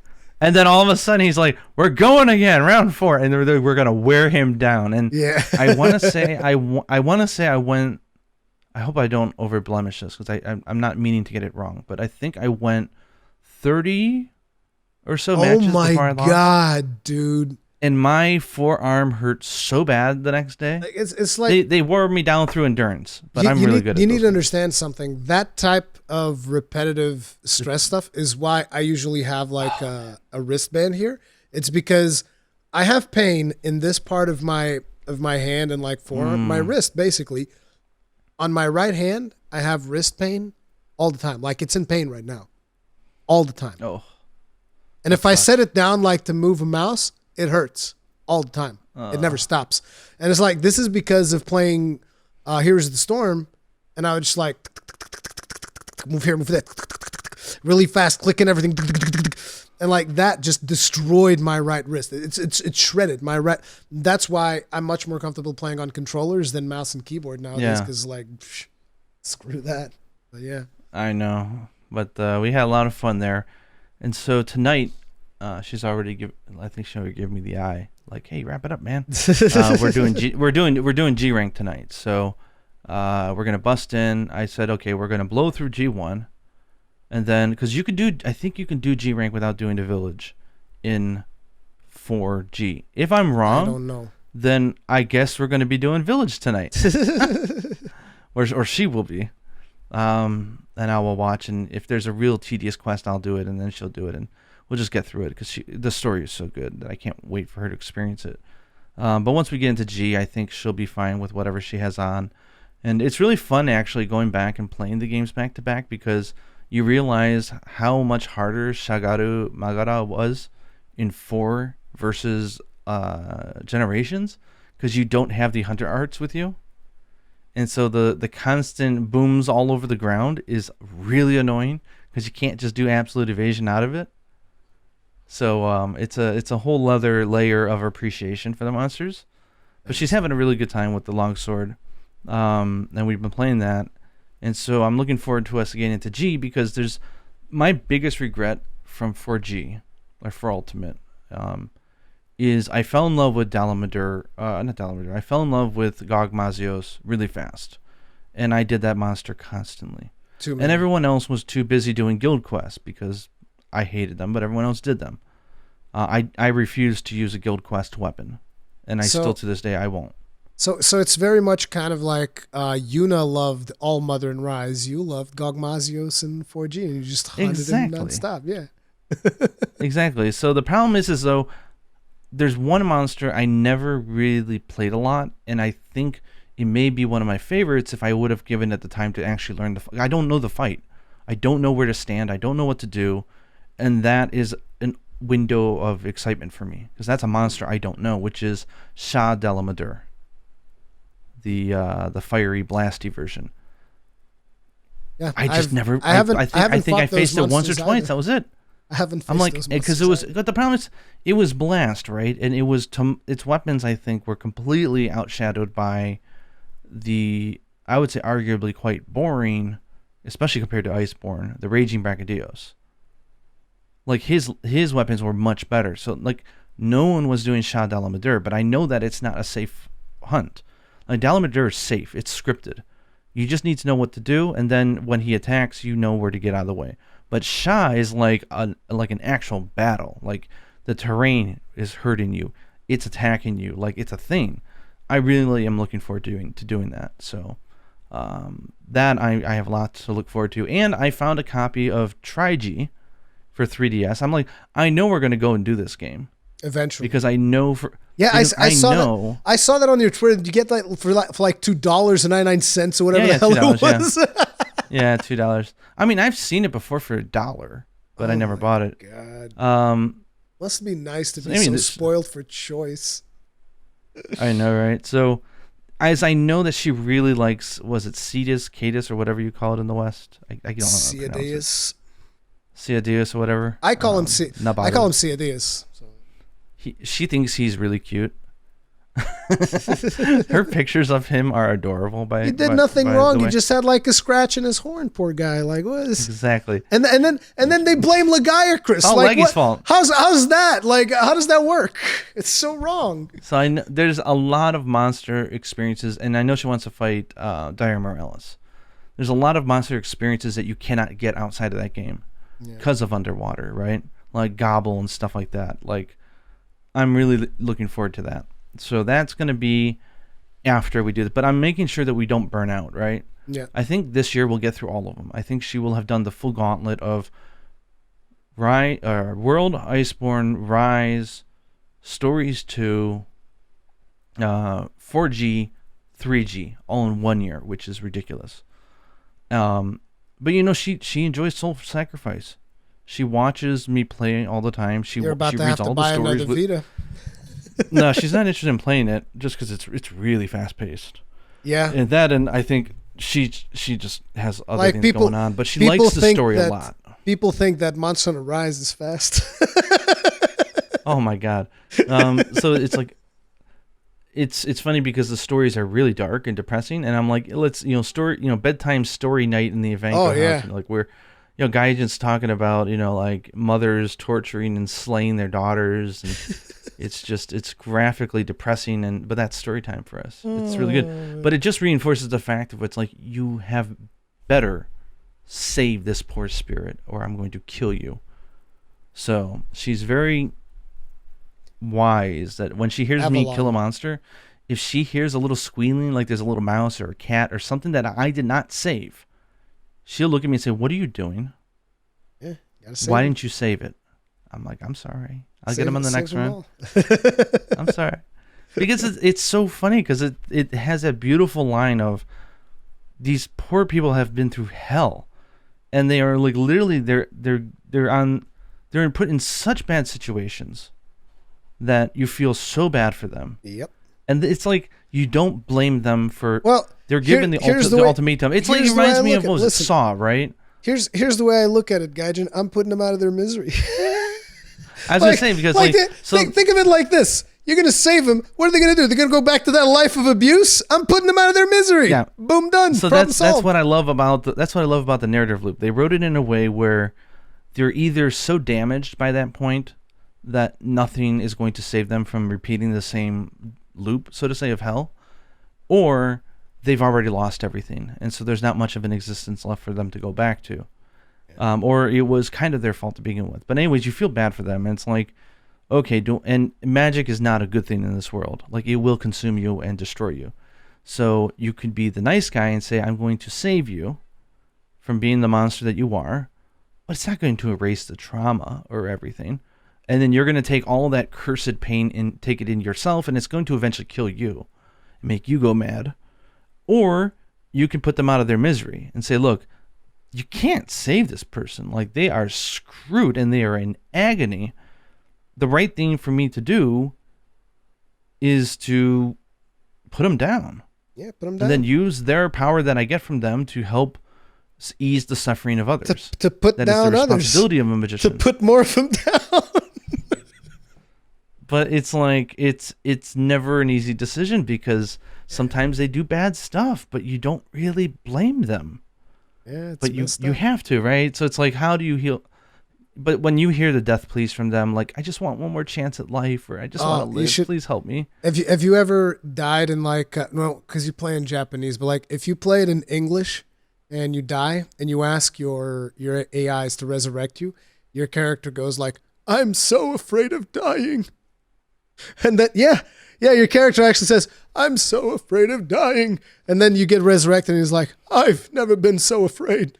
It's actually like that. Your character says that. I think it's a little bit out of character. They just go like, "Shinitakunai," like I don't want to die, like, and that's all it is. It's like a plea of like someone says. But it still seems like it's the same vibe though. It's like, oh, I'm so scared of dying. Yeah. Well, there's not a moment of weakness. It's more.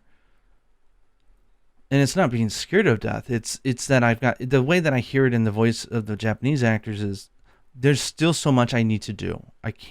This can't be it. I can't die here. Like, I don't want to die. Like, I don't want this to be it. Maybe the localization team took some creative liberties. Probably. I mean, because the voice acting is just on another level. It's just ridiculously good. In English as well, it's pretty good in English too. I've heard it's really good. Well, they even sold the English voices in Japan and you can buy the Japanese voices on the English store, but you can buy the English voices on the Japanese store, which is great. But I think it's free. No, it was. I think no, it was like $3 or something. No, but like it was free when they put it out. Oh, it's one of those things that they charge for. Because I have the Japanese voices and I never bought them, so I can just go and I can go download the Japanese voices. Yeah, but they were actually pretty cool about that when they were like, oh yeah, for I think it was 1 or 2 months. They said in the first 2 months that this is in the store, it's free, and you can have it forever. And then after that, we're going to charge you. Yeah, that was very pro-consumer. Like this whole game was very pro-consumer. It was impressive. God damn. But so I've gone out of my way now to recruit NPCs because the AI on these NPCs, guys, is so good. Like, it's so good. And they get unlimited spells. They don't ever run out. So you get a healer on your team, you're good. Like, I don't want a human player. I'm good. Like, they'll be better than any human. The thing is, like, I will recruit Sanctuary members based upon what they say because I like their attitude. Yeah. And so I have the one girl I found is perfect. And I love her lines so much. And it's very Hunter-esque. It's like she'll make observations and say, like, the fiend, it seems like suffering so bad. Like we've got to help this thing. And it's like, that's my girl. We're helping them out. We're not. So it's been good fun. I even bought did they have it in the West where they had like a Vita theme you can buy, and it's got different page themes and everything, and they're really cutesy art style. I think we did. I didn't get that, but I think we had it. Yeah, but that whole scene was much smaller in the West, if I remember.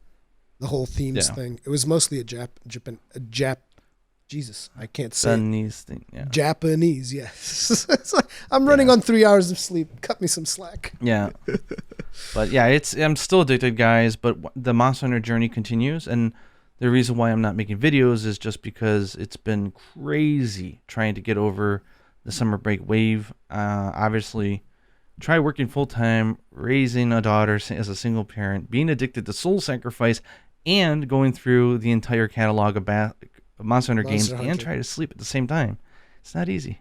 So I'm gonna be kind of away for a while as we still go through it, but man, is there gonna be a lot to talk about once we get through all the journeys together.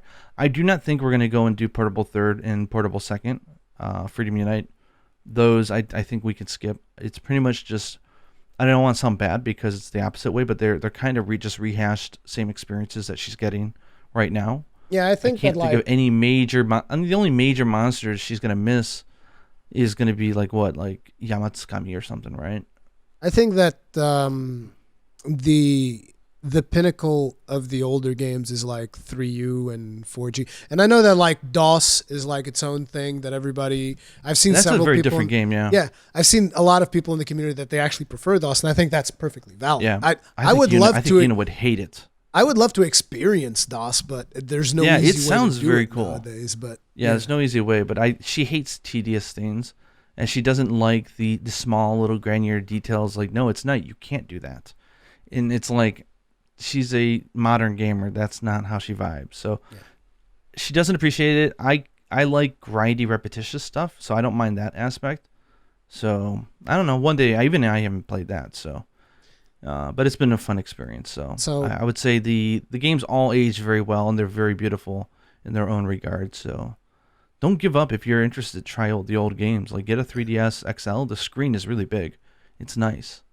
And if you can do it, play it. It's fun. So I know that Yuna's already like calling you. So I just wanted to run over a couple of things before we wrap up. One of them is there's now a Rathalos Chair. Apparently, by Secret Labs. I'm not sure if you've seen this. I saw that, yeah. What are your thoughts on it? You don't like Guys, do not buy a racing chair. Don't. Exactly. It's the stupidest thing you can do for your body. They are. I know everyone's getting them free from people, and that's awesome, and they are better than your standard, like, listen, I don't know, like. Let me show you my chair, Gaijin. Look at this.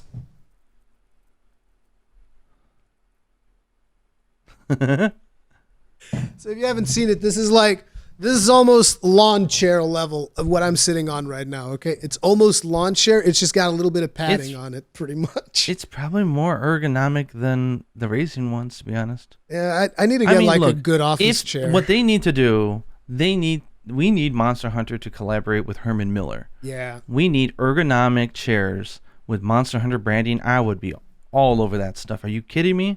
And I know that Herman Miller is coming out with a gaming chair that they're doing with, was it Logitech? It's coming out this month, but it's still Herman Miller, so it's like $2,000. It's a chair for life. Like, I have the Herman Miller in body. It costed me like, I don't know, $2,200, but it's a chair for life. I will probably use this thing until I die, and it's super, super ergonomic, really good for your body, great for long sessions. It's breathy. Raised chair things get very sweaty, very uncomfortable, and they're just not really good for your posture and everything else. I'm actually curious to try one of those out because I've never had one of those racing chairs. The way that I go with chairs, like I'll go to like, I don't know, a place that would sell office supplies or something. I'm like, that one looks comfortable. I'll take that one. That's pretty much how I pick the chairs that I sit on, even though right now I'm on this one because the office chairs that I have in here, which are just like leftover office chairs from when this was actually. I think Super Rad actually just made an investment in a Herman Miller chair himself. I think he found an Aeron chair, which are actually more commonly found in business offices because the Aeron chairs are cheaper. They're so expensive. They're like $1,500, but they have a thing where they push on the lower back a little bit more. So they're really good when you're pushed up against a desk, and they're especially good for you if you're the type that has to lean over and like read or sign documents or use a keyboard and stuff like that. Where the Embody is more for like editing, where you're kind of like, you're sitting back and you're doing everything because it's like fully supportive. But I know he got one, and that's just like, if you can afford it, great. If you can't, I don't know. I actually heard that there's some countries where when businesses go out of business, they do like auction raffles for like some of the stuff that they had in their office. Could be a good way to snag a good chair, Wonder if eBay would have like good Herman Millers. So yeah, I look at the Rathalos chair and I just go like, I wouldn't be interested ever interested in that. No, thank you. So there's that. Then there's the fact that we're getting a dog from Mega Man, which I think that goes live today. Yeah, tomorrow. I've never really played too much Mega Man, so I have no idea. Mega Man was my passion growing up. Like, it's just so funny for me to be gushing on a game that Inafune-san was involved in because Mega Man was such a big part of my life and my obsession with games when I was younger. Like, that was like my yearly birthday gift was the new Mega Man game. And I drew Mega Man characters for hobbies. And I made my own and all that. It was like an obsession of mine for many, many years. And so Rush is awesome. And to see that him coming back, it will encourage me to play with Palamutes again. Because I love Amy from Okami, but I do love my kitty cats. It's so hard for me to go back to Palamute now. Because I just really like my Palicos. They're so powerful. Like the other day I was doing a couple of runs on Rajang, on Super Rajang, and it's like my two Palicos, they go in there, it's like Rajang's about to do beam and Palico, no, I don't think so, boom. And then he's like jumping in the air, and goes the other Palico, I don't think so, flash, poof. I'm just like, dude, this is amazing. Where's the part where the Palamute does any of this? He doesn't do anything like this. I think they're borrowing the AI from Soul Sacrifice. They might, but it's like the thing is, the interesting thing is, I watched a couple of Rio videos like a long time ago. This was, I think, when the Apexes first showed up, like when we got Apex Mizu particularly, because I was watching him speed run through it, and he would go in with two Palamutes for the damage, because like I think they had like the umbrellas or something, and then he would put them with lightning damage, because that's like the weakness of I was about to say Soul Seer, but Apex, whatever. And I think the Blitz Scroller or whatever. Like, there's ways to fine tune them. Yeah, they will just shred. The thing is, they don't do the utility stuff that the Palicos do, and I find the utility stuff way more fun. To me, it's just so fun to see the Palico just grab a barrel and go like, boom, and it interrupts everything. Doesn't matter what the monster's doing. It's like, it creates fun moments. Yeah, exactly. I just love that. That to me is amazing. Well, that's coming Friday, and we are antsy in our pants now because I know the Developer Challenge Quest 4 just came out for Magdamalo, which makes me think that they can't be releasing a new challenge quest. Actually, yeah, Challenge Quest 4. I need to go do it. I've been. And then tomorrow we're going to do it tomorrow along with the Rush one. So we're going to do that, and the thing is we're really antsy for a Super Ibushi, Super Narwa, Super All-Mother. We really hope that they deliver on those. So the thing is they're going in order right now, right? Like, so they've done the Kushala, they've done Teostra, they've done Rachna Kadaki, they did Basil. They haven't done Chameleos then. They did. The Chameleos was like the first one, him in the Flooded Forest. Really? It wasn't that hard. He must have been a pushover. Yeah, he was a pushover. So I'm looking at him, I was like, okay, well, they haven't done like a really hard Rampage, which I really want them to do. Yeah. They haven't done a really hard Magnamalo, which I would like to see, but there's no way they're going to do 2 Magnamalos back to back. So it's like, are we going to finally get like a stronger version of Ibushi next week, I hope? Or the next week, please? Because, man, when that drops, oh, man, me and Yuna are going to go nuts. We're going to have so much fun. So, depending on our progress tonight, we might actually just save tomorrow's event quest for next week. And we'll do them all because we have a really good time with, like, the last one with the Basil one. I don't know if you did it, but you get 4 new stamps. And basically what happens is we'll do the quest a few times. We'll get the stamps. And then we'll both shut our doors so we can't see what the other one's doing. And we'll come up with ways to write text in those bubbles that are like really funny. And they're almost always related to the All-Mother hunt. All of them. And then we'll open our doors and we're like, okay, you ready to go? Uh-huh. And we get in there. And so this one had a picture of, what's her name? I got so much going on in my head. Dango girl. Yomogi? Yeah, Yomogi. Like sitting here like, hey, I just like I you know, like, here you go, like they're done, like she just made some dango. And so like I have all these running jokes, you know, at the moment when All-Mother eats Ibushi and kills him. And so I have a stamp now that says it's his Ibushi dango coming right up, you know, and stuff like that. That's cool. And you know, they had a picture of like Minato looking at like a cup or something really suspiciously. And so I use it when I pick up drop items, going like, well, this is a piece of junk.